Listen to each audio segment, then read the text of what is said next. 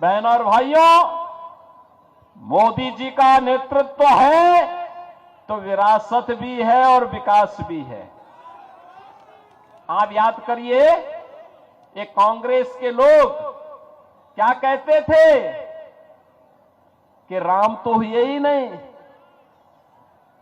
RJD के लोग खानदानी माफिया को बचाने के लिए और खानदानी माफिया को जिताने के लिए उसके दबाव में राम मंदिर की रथ यात्रा रोक देते हैं। इनका पार्टनर समाजवादी पार्टी उत्तर प्रदेश के अंदर राम भक्तों पर गोली चलाने का दुस्साहस चलाती करती है, लेकिन तब भी राम भक्त कहते थे राम लला हम आएंगे मंदिर, लाठी गोली खाएंगे मंदिर वहीं। और देखिए, मोदी जी के नेतृत्व में उत्तर प्रदेश में डबल इंजन की सरकार बनी। क्या एक कांग्रेस, आरजेडी या समाजवादी पार्टी भगवान राम के मंदिर के निर्माण को रोक पाई है क्या? आज अयोध्या में भगवान राम का मंदिर बन गया है ना, कोई संदेह है क्या? और देखो, अयोध्या में भगवान राम का मंदिर बना तो महर्षि वाल्मीकि जी के नाम पे इंटरनेशनल एयरपोर्ट भी अयोध्या में अब बन गया है। वहां पे जो भी यात्री जाता है, यात्री विश्रामालय में रुकता है तो यात्री विश्रामालय निषाद राज के नाम पर है। वहां पर जो भी प्रसाद मिलता है वह प्रसाद माता सबरी रसोई में बनता है। और बहन और भाइयों, अब तो अयोध्या में हमारी संस्कृति तो कृतज्ञता ज्ञापित करने की है। याद करिए, जब मां जानकी को रावण भगा लेके उठा के अपहरण करके ले जा रहा था, तब सबसे पहला प्रतिकार करने के लिए आया था गिद्धराज जटायु। रावण से लड़ते लड़ते वीर गति को प्राप्त हुआ और अयोध्या में राम मंदिर परिसर में गिद्धराज जटायु की भी भव्य प्रतिमा की स्थापना हो गई है। जब रावण को समाप्त करने के लिए, उसकी लंका को समाप्त करने के लिए सेतुबंध का निर्माण हो रहा था, एक गिलहरी भी योगदान दे रही थी। तो गिलहरी का भी एक मूर्ति राम जन्मभूमि परिसर में लग गई है। महाकवि तुलसीदास, महर्षि वशिष्ठ, महर्षि विश्वामित्र, महर्षि वाल्मीकि, इन सब के मंदिर बन गए हैं। बहन और भाइयों, ये है भारत की परंपरा, कृतज्ञता ज्ञापित करने की परंपरा। और अयोध्या में राम मंदिर बनेगा तो सीतामढ़ी में मां जानकी का मंदिर भी ये एनडीए की सरकार बना रही है ना। और यही नहीं, राधा मोहन बाबू यूपी के प्रभारी थे, तो इन्होंने कहा कि जब मंदिर बनेगा अयोध्या में तो अयोध्या से सीतामढ़ी को जोड़ने के लिए राम जानकी का मार्ग भी बनना चाहिए। 6155 करोड़ स्वीकृत, काम भी प्रारंभ हो गया है। और अब तो गोरखपुर से सिलीगुड़ी को जोड़ने के लिए जो एक नया एक्सप्रेसवे बन रहा है, वह इसी मोतिहारी होते हुए जा रहा है और यह एक इकोनॉमिक कॉरिडोर होगा, इकोनॉमिक कॉरिडोर। बहन और भाइयों, विकास ऐसे होता है। आप याद करिए ना, ये कांग्रेस और आरजेडी के समय में गरीब को कुछ नहीं मिलता था, न आवास, न राशन, न स्वास्थ्य की सुविधा, न रसोई गैस के कनेक्शन, कुछ भी नहीं मिलता था। मोदी जी के समय में पिछले 11 वर्ष में भारत दुनिया की बड़ी ताकत बना है। आज भारत की तरफ कोई टेढ़ी नजरों से नहीं देख सकता।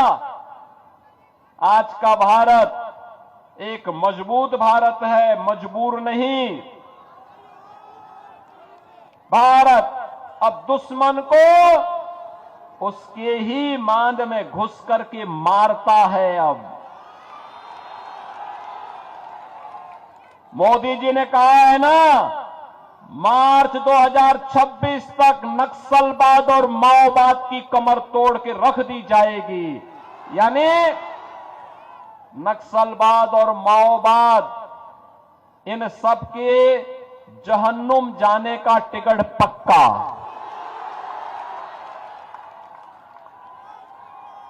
यमराज के घर की इनकी टिकट अब पक्की हो गई है कि इनको अब जाना ही है।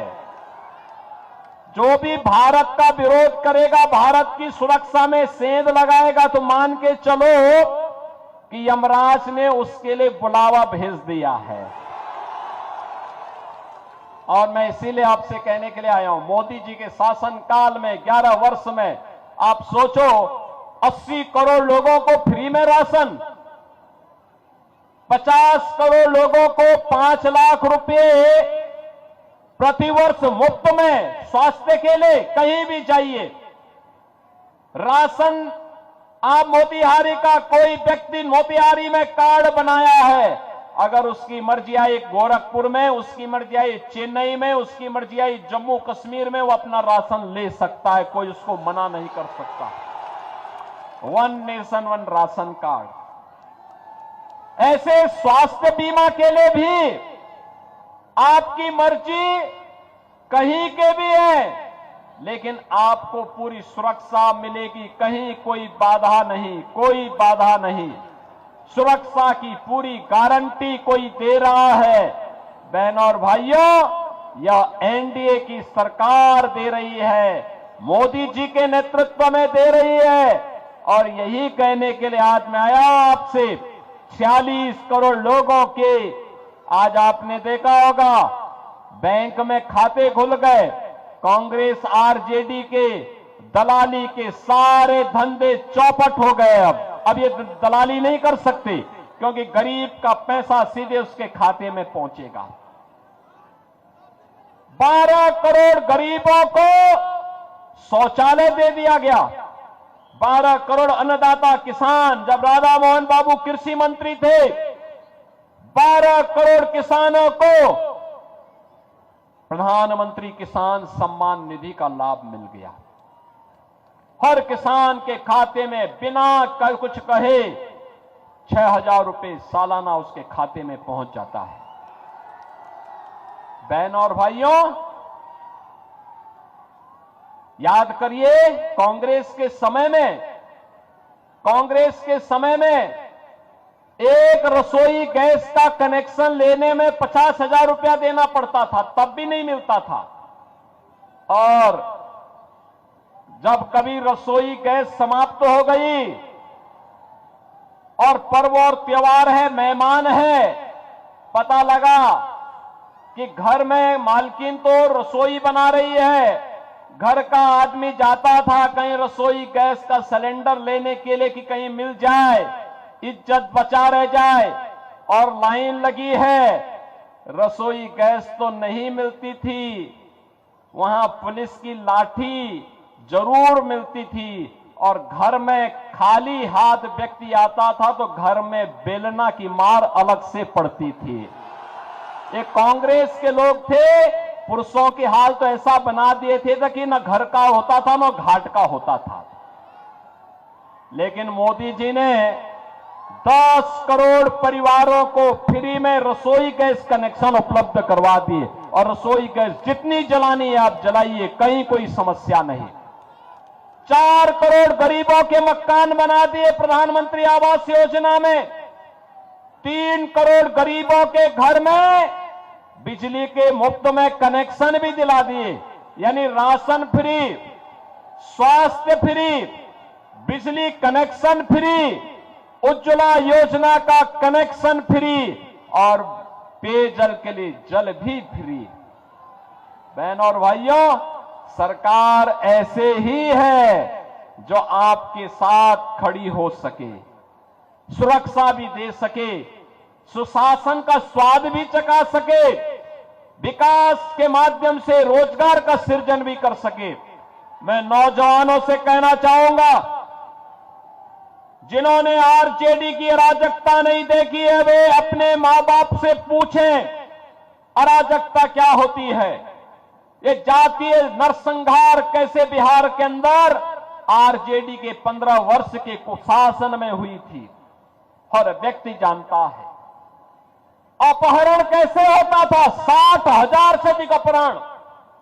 बहनों और भाइयों, व्यापारी सुरक्षित नहीं, उद्यमी सुरक्षित नहीं था, इंजीनियर सुरक्षित नहीं था, चिकित्सक सुरक्षित नहीं था, बच्चे सुरक्षित नहीं थी, बेटी सुरक्षित नहीं थी। केवल आरजेडी का एक परिवार सुरक्षित था, बाकी पूरा बिहार असुरक्षित था। और इसीलिए मैं आप सबसे कहने के लिए आया हूं कि बहनों और भाइयों, हमें किसी ऐसे व्यक्ति को नहीं चुनना है, ऐसे अपराधी को नहीं चुनना है जो फिर से जंगल राज लेके आ जाए। हमें किसी ऐसे माफिया को, किसी ऐसे अपराधी को नहीं चुनना है जो फिर से जंगल राज लाने का समर्थक हो, कतई नहीं।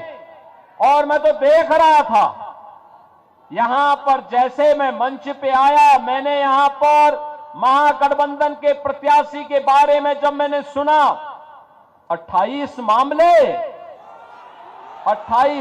और कोई ऐसी आईपीसी की धारा नहीं, बीएनएस की कोई धारा नहीं जिसमें उसके खिलाफ मामले न दर्ज हुए हों।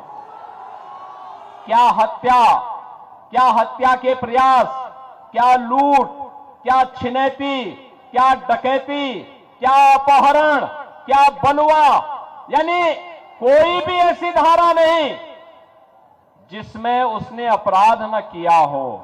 तो बहनों और भाइयों, इसकी जगह तो उत्तर प्रदेश में बहुत अच्छी हो सकती है।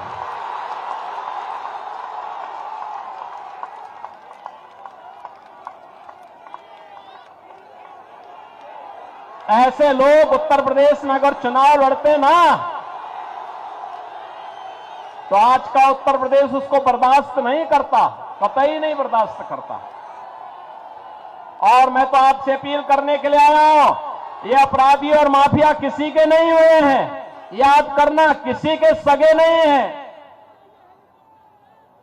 ये किसी के नहीं है। इनकी न कोई जाति है, इनकी न कोई पाति है। अपराध इनका पेशा है और अपराध के माध्यम से नाजायज संपत्ति को कब्जा करना ये अपना जन्मसिद्ध अधिकार समझते हैं।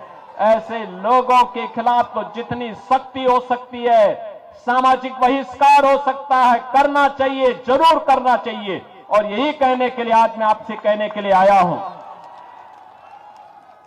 बहनों और भाइयों, आज मैं आपके बीच आया हूं। आपके लोकप्रिय सांसद श्री राधा मोहन सिंह जी एक लंबे समय से आपको नेतृत्व दे रहे हैं। उन्होंने विकास कराया है, इस क्षेत्र को एक नई पहचान दी है। अपनी सरलता, सहजता, कर्मठता के कारण जाने जाते हैं और लगातार विकास के प्रति आग्रही रहे हैं। उन्होंने कहा कि आप एक बार जरूर आ जाइए। मैंने कहा मैं जरूर आऊंगा। आपने एक बार कह दिया जरूर आएंगे, आपके क्षेत्र में जरूर आऊंगा। और प्रमोद बाबू के लिए मैं भी वहां पे अपील करने के लिए जरूर आऊंगा। आप प्रमोद कुमार जी को प्रत्याशी, जो भाजपा के एनडीए के प्रत्याशी विजयी बना के भेजेंगे ना विधानसभा में, फिर से छठी बार भेजेंगे ना। ये रिकॉर्ड बनाना है, ये रिकॉर्ड बनाने के लिए तैयार है ना? तैयार हैं? तो आप सभी दोनों हाथ पा करके थोड़ा अपना आशीर्वाद दीजिए। पीछे स्टेडियम में भी सीढ़ियों पर लोग बैठे हुए हैं, छतों के ऊपर खड़े हुए हैं सभी लोग, इधर उधर। सबसे मैं कहूंगा, ये अपराधी और माफिया को फिर से विजयी नहीं बनने देना है। इसके लिए आपका आशीर्वाद प्रमोद कुमार जी के साथ है कि नहीं है ना? सभी लोग अपना समर्थन दे रहे हैं ना? आशीर्वाद देंगे ना? आशीर्वाद देकर के 11 नवंबर को भारी बहुमत से विजयी बना करके प्रमोद कुमार जी को भेजना है। भेजेंगे? सभी लोग भेजेंगे? दोनों हाथ उठा करके मेरे साथ बोलेंगे भारत माता की जय, भारत माता की जय, भारत माता की जय। जय श्री राम जय श्री राम। जय जय श्री राम जय जय श्री राम सियावर रामचंद्र की जय भारत माता की जय बुलडोजर बाबा की जय योगी आदित्यनाथ जिंदाबाद, जिंदाबाद जिंदाबाद योगी आदित्यनाथ जिंदाबाद, जिंदाबाद जिंदाबाद बुलडोजर बाबा जिंदाबाद, जिंदाबाद जिंदाबाद योगी आदित्यनाथ जिंदाबाद। जिंदाबाद